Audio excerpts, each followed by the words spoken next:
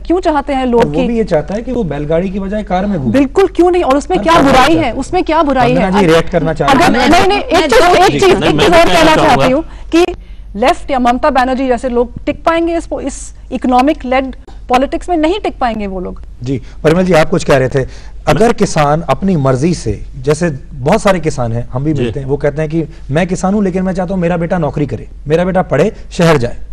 मैं सुधीर जी आपको और वंदना जी को एक बताना चाहता हूं कि जामनगर में हमने अभी 11,000 एकड़ लैंड का एक्विजिशन किया, उसमें से 8,000 एकड़ जमीन कंसेंट अवार्ड से फार्मर ने दी।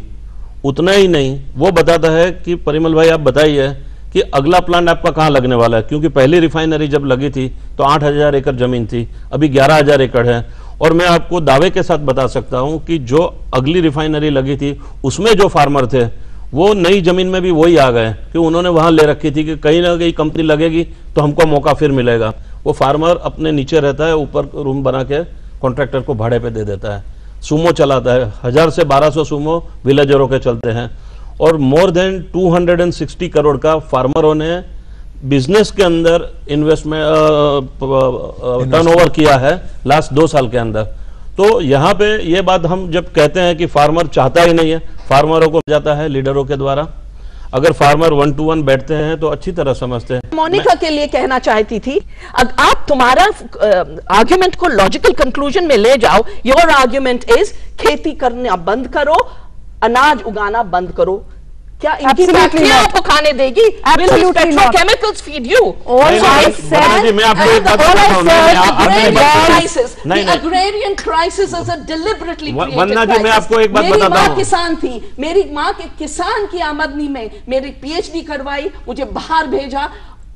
एक जमाना था इस देश में पूरी इन्वेस्टमेंट होती थी कृषि में, पूरा दाम मिलता था किसान को, और पॉलिसीज किसान को खत्म करने वाली नहीं थी। वंदना जी मैं एक बात कहूंगा, मेरे को सुनिए। Not that we don't need farmers. अगर हर किसान उस तरह सोचने लगेगा तो कहां से आएगा हमारा खाना? You are disappointed. You are talking about logic. You're talking about logic. I'm talking about logic. Deliberately misunderstanding. I am not deliberately. I said. Listen, all I said. No, can I talk? Have you seen the service economy? You talk first. Have you seen the America service economy? Where slave labor is the name of the service economy. What we can all do is go back to the caves then. कोई किसान जो छोड़ना चाहे छोड़े, छोड़ना पर जो नहीं छोड़ना चाहे, ऐसे लोग कहें कि वो पिछड़ा हुआ है, उसको हक नहीं होने चाहिए, वो इस लोकतंत्र का भाग नहीं है, उसकी हाँ या ना माननी नहीं चाहिए। भाई बंगाल में वो मूवमेंट जीता है लोकल इलेक्शंस में, आप क्या कहोगे? वोट आप लोगों के लिए, उनकी वोट नहीं है। सरकार क्या सोचती है, भारत सरकार क्या सोचती है? और इस वक्त हमारे साथ बहुत ही विशेष मेहमान स्टूडियो में मौजूद हैं। हमारे साथ हैं श्री अश्विनी कुमार, जो कि minister of state for industries हैं और कांग्रेस पार्टी के वरिष्ठ नेता भी हैं। सर आपका स्वागत है। पहला सवाल सबसे पहले ये कि न्यूक्लियर डील और जो विशेष जो क्लब है, एलीट क्लब, उसमें अब हम शामिल हो गए हैं। जो देश की जो इंडस्ट्रियल और इकोनॉमिक डेवलपमेंट है, उसको लेकर हमें क्या क्या लाभ इससे मिल सकते हैं? देखिए, एक ये जो NSC का वेवर हमें मिला है वियना में, ये किसी भी पैमाने से देख लें इसको, एक ऐतिहासिक उपलब्धि है देश की। आज तक किसी और मुल्क को जिन शर्तों पर हमें वेवर मिला है नहीं मिला। इसका मतलब क्या है? इसका सीधा सीधा मतलब ये है कि आपको क्लीन एनर्जी, जो हमारी ऊर्जा सिक्योरिटी के लिए बहुत ज़रूरी है, वो मिलेगी। जो पर्यावरण के लिए बहुत ज़रूरी है, जो हमारे मिलेनियम डेवलपमेंट गोल्स की हमारी ऑब्लिगेशंस हैं UN के, उनको निभाने के लिए बहुत ज़रूरी है। इसके अलावा हमारे विशेषज्ञों ने, हमारे साइंसदानों ने हमें ये बताया है कि 2025 तक हम 20,000 मेगावाट न्यूक्लियर पावर अतिरिक्त पैदा कर सकते हैं। अब मैं आपको बताना चाहता हूँ, आपके दर्शकों को, कि 20,000 मेगावाट पावर आखिर कितनी होती है। 20,000 मेगावाट पावर से आप सारे हिंदुस्तान में हर घर में, हर झुग्गी में, हर झोंपड़ी में कम से कम एक बल्ब लाइट पहुंचा सकते हैं। अब आप इससे खुद ही अंदाज़ा लगाइए कि इससे कितना सशक्तिकरण होगा, कितने अस्पताल, कितनी नई इंडस्ट्री इससे बनेगी, और उससे रोज़गार के माध्यम के साधन कितने पैदा होंगे। देश का सशक्तिकरण होगा, बेरोज़गार नौजवानों का सशक्तिकरण होगा। मगर असल में इसको सारा क्यूमुलेटिव इफेक्ट अगर आप इस मसौदे का, इस डील का अगर परखें, तो ये है कि आज भारत को दुनिया की स्वीकृति मिल गई है एज ए सुपर पावर। आने वाली नस्लें सोनिया गांधी और प्रधानमंत्री मनमोहन सिंह की इस उपलब्धि को और देश की उपलब्धि को, हमारे साइंसदानों की उपलब्धि को, हमारे नेगोशिएटर्स की उपलब्धि को बहुत सराहेगी। अगर हम बात करें अब अपने घर की, वियना में तो हमने ये जंग जीती, लेकिन अपने घर में सिंगूर में जो कुछ हुआ, रतन टाटा जैसा एक उद्योगपति आज नैनो कार का प्लांट नहीं लगा पा रहा है। तो एक तरफ आप अंतर देखिए, गैप देखिए, सिंगूर जैसा जो कुछ हुआ वहां पर, उससे क्या संदेश जाता है? बहुत दुखदाई घटना हुई जो सिंगूर में हुआ, पर मुझे खुशी इस बात की है कि अब उसका समाधान सामने आ गया है। ऐसा नहीं होना चाहिए था। टाटा जैसी कंपनी, नैनो जैसा प्रोजेक्ट को हमको दुविधा में नहीं डालना चाहिए था। खैर, किसानों का जो हित है वो भी सर्वोपरि है। किसानों का हित अगर पूरा तरह से हम सुरक्षित नहीं रख सकते तो उसकी भी एक अपनी चुनौती है। मुझे खुशी इस बात की है कि जो अब ये मसौदा तैयार हुआ है एग्रीमेंट का, उसमें किसानों के हितों की भी रक्षा हुई है और इंडस्ट्री के हितों की भी रक्षा हुई है, वर्कर के हितों की भी रक्षा हुई है। पर मैं ये ज़रूर उम्मीद करता हूँ सिंगूर से सबक लेते हुए कि कोई भी अपने आप को इस तरह ना कंडक्ट करे जिससे वर्कर और किसान में आपस में उनका क्लैश हो। ये देश के लिए हितदायी नहीं है। और मैं समझता हूँ जितने भी स्टेक होल्डर्स हैं, चाहे पॉलिटिशियन हो, चाहे बिजनेसमैन हो, चाहे सरकारें हों, उनको सबको देश हित को सर्वोपरि मान के अपने आप को कंडक्ट करना चाहिए। अश्विनी जी, यहाँ पर एक बड़ा सवाल ये भी उठता है कि जो इंडस्ट्रियल एम्प्लॉयमेंट है उस पर एक सरकार की साफ साफ नीति होनी चाहिए और वो नीति देश के हर राज्य में लागू होनी चाहिए। तो उस पर भी आप हमें थोड़ा बताइए कि इंडस्ट्रियल एम्प्लॉयमेंट पर सरकार क्या आगे करने वाली है, और जो हमारे सिंगूर जैसे जो प्रोजेक्ट हैं उस पर इतने हजारों लोगों को रोजगार जो मिलता है उस पर सरकार क्या करेगी? देखिए, एनसीएमपी में जो साझा न्यूनतम कार्यक्रम हमारा बना था जब हम सरकार में आए थे, अगर आप उसका पहला पन्ने से लेकर अखीरले पन्ने तक देख लें तो कहीं ना कहीं आपको उन नीतियों का उल्लेख नजर आएगा जिससे एम्प्लॉयमेंट बढ़े। ये जो ग्रोथ हुई है ये सिर्फ चंद जगहों पे नहीं है, बहुत जगह तक हमारे ग्रोथ का लाभ पहुंचा है। मगर आज भी ये हकीकत है कि बहुत से ज़िले देश भर में ऐसे हैं जहां पर उद्योगीकरण नहीं हो पाया। इसीलिए पिछले ही दिनों में मैंने अपने मंत्रालय में एक ऑर्डर किया है कि जिन जिन ज़िलों में उद्योगीकरण नहीं हुआ, ज़िले स्तर पर ऐसे क्या कारण थे कि उनके साथ के ज़िले में उद्योगीकरण है मगर दूसरे ज़िले में उद्योगीकरण नहीं है। इसलिए हमारा ये मानना है कि इन डिस्ट्रिक्ट स्पेसिफिक जो बाधाएं हैं इंडस्ट्री को, उन पर गौर किया जाए। ये पहली बार हम करने वाले हैं एक बहुत व्यापक ढंग से। एक और डिस्पैरिटी वो ये है कि जो हमारे जो युवा हैं, जो यंगर जनरेशन है, उनके लिए हम और ज़्यादा एम्प्लॉयमेंट की बात करते हैं, उनको और ज़्यादा रोजगार दिया जाएगा। अब हम परमाणु शक्ति से भी सशक्त हो गए हैं। प्लानिंग कमीशन को एक बहुत बड़े पैमाने पर स्कीम भेजी गई है एचआरडी मिनिस्ट्री की ओर से और प्राइम मिनिस्टर ऑफिस की ओर से, जिसमें हजारों vocational training centres, polytechnics, ITIs जो एग्जिस्टिंग है उनका अपग्रेडेशन, आईआईटीज वगैरह इनको स्थापित करने की बात हुई है।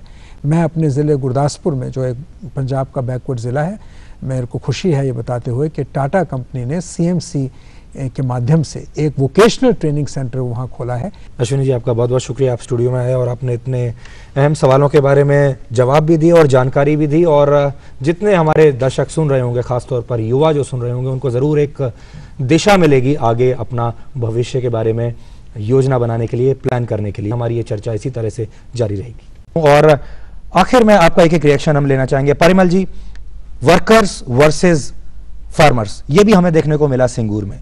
अब सही नीति क्या होनी चाहिए, क्या करना चाहिए हमें जो हमें इसके बाद सिंगूर ना देखने को मिले? नहीं, कोई सिंगूर होता नहीं है। मैं एक ही चीज़ कहूँगा कि हमारे पास कितनी ज़मीन है, हर स्टेट के पास।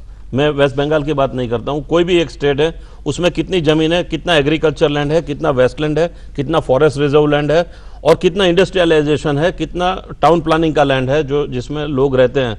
अगर उसका आप आंकड़ा मिलाएंगे तो कोई इंडस्ट्रियलाइजेशन का इतना बड़ा ग्रोथ नहीं हुआ है, टर्नओवर बड़ा हुआ है क्योंकि यूनिट बड़ी होती है। तो फार्मर्स के लिए बहुत बड़ी चुनौती है, उनके पास 12 मास की खेती होती ही नहीं है। जिस तरह से इंडस्ट्रियलाइजेशन के खिलाफ एक आवाज़ उठ रही है, इंडस्ट्रीज में कोई इतनी ज़मीन गई नहीं है। 400 एकड़ ज़मीन क्या होती है वो, और कोई ऑप्शन नहीं मिल सकता है क्या? तो ये झगड़ा उस तरह से नहीं होना चाहिए। और जब लैंड का एलोकेशन हुआ, उनका अनाउंसमेंट हुआ, तब ये सब विरोध करने वाले लोग कहाँ थे? फैक्ट्री चाहिए चाहिए। वंदना जी, अब आप बताइए कि आपके पास क्या सॉल्यूशन? क्योंकि मैं भविष्य की तरफ देखती हूँ, मैं नहीं चाहती दुनिया का कूड़ा इस देश में आए। अगर दुनिया के लिए गाड़ियां बननी हैं तो भारत का ट्राइबल अपनी जान क्यों दे, जैसे कलिंगानगर में दिया? 300 इयर्स लगेंगे इंडस्ट्रियल एम्प्लॉयमेंट जनरेट करने को at the current rates of investment. तो हम ये for the industrialist it's a very nice vision, हम रियलिस्टिक, अच्छा अकेले हम नहीं कह रहे हैं। नहीं, आपने एग्रीकल्चर का तो एस्टिमेट बता दिया, इंडस्ट्रियलाइजेशन का। अगर हम एग्रीकल्चर पर ही रहते हैं 50%, और जिस तरह की खेती हम करते हैं नवदानिया में, एक किसान 1.5-2 लाख एकड़ से कमा सकता है। नवदानिया कितना परसेंटेज है भारत का? That's not the issue. Potential है, हर किसान वो कर सकता है, अगर पूरी नीति है कि किसान को मोनसेंटो और कारगिल की गुलामी में पूरे देश को आप नवदानिया कितने साल बना सकते हैं? हम सरकार की नीति का काम है देश को बनाना, हमारा तो एग्जाम्पल सेट करना है, अपने जीवन में लाना है, जैसे गांधी जी ने कहा था, be the change you want to see. यानी किसान की बात सुनी जानी चाहिए। रावत साहब, आपके पास क्या सॉल्यूशन है? किसान की बात सुनी जानी चाहिए, लेकिन साथ ही इस देश में और भी लोग हैं जो किसान नहीं है। मैं समझता हूं हमने जो सुझाव दिया है कि स्टेट गवर्नमेंटों को लैंड जो है एक्वायर नहीं करनी चाहिए, उनको फैसिलिटेट करना चाहिए, और ये किसान और मिल मालिकों के बीच में समझौता हो जाने दीजिए चाहिए। उसके बाद सरकार को फैसिलिटेट करना चाहिए, चाहे वो बिजली हो, पानी हो, सड़क हो, हैंड होल्डिंग, और किसी भी प्रकार से किसी का भी एक्सप्लॉयटेशन नहीं सहन करना चाहिए। सरकार की जिम्मेदारी है, चाहे वो भारत सरकार हो चाहे राज्य सरकार हो, परंतु जो लोग विकास के रास्ते में आते हैं इनको भी जिम्मेदारी लेनी होगी कि हम क्या कर रहे हैं। मोनिका, आखिरी टिप्पणी आपसे।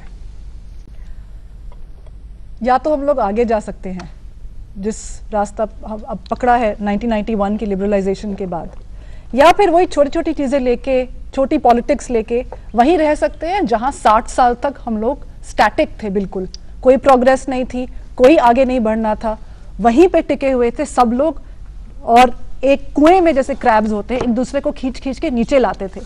अब कुछ सोच है जो बदली है, और जैसे ही कुछ सोच बदलेगी और हम लोग प्रॉस्पेरिटी, मास प्रॉस्पेरिटी की बात करेंगे और income generation at all levels उसकी बात करेंगे, तो जो पुराना सोच है वो आएगा ही आगे इस सबको। सिंगूर एक एग्जाम्पल है उस चीज का कि जो प्रोग्रेस है उसको रोकने के कितने तरीके हो सकते हैं। और रतन टाटा ने बिल्कुल ठीक कहा ये कह के कि मैं प्लांट यहाँ से हटा लूंगा, कितनी जल्दी पॉलिटिशियंस रास्ते पे आए उसके एक थ्रेड से।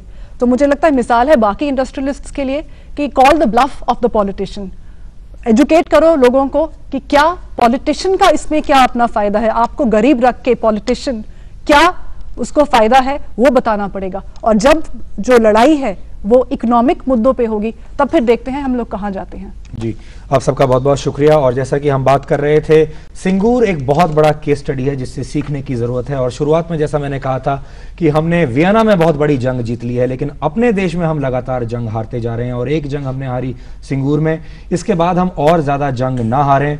किसान क्या कहना चाहता है, किसान के सरोकार क्या है, किसानों के समर्थक एक बात करते हैं और उद्योग जगत के समर्थक दूसरी बात करते हैं, लेकिन एक बात जरूर है कि सिंगूर एक बहुत बड़ा केस स्टडी है जिससे सबको स्टडी करना चाहिए और सीखना चाहिए कि सिंगूर से हम क्या निकाल सकते हैं और क्या अमल कर सकते हैं इसके बाद, ताकि एक और सिंगूर हमें दोबारा कभी देखने को ना मिले। इस प्रोग्राम में, इस कार्यक्रम में फिलहाल इतना ही। अगले हफ्ते हम एक बार फिर आपके सामने हाजिर होंगे एक नए मुद्दे के साथ। तब तक के लिए नमस्कार।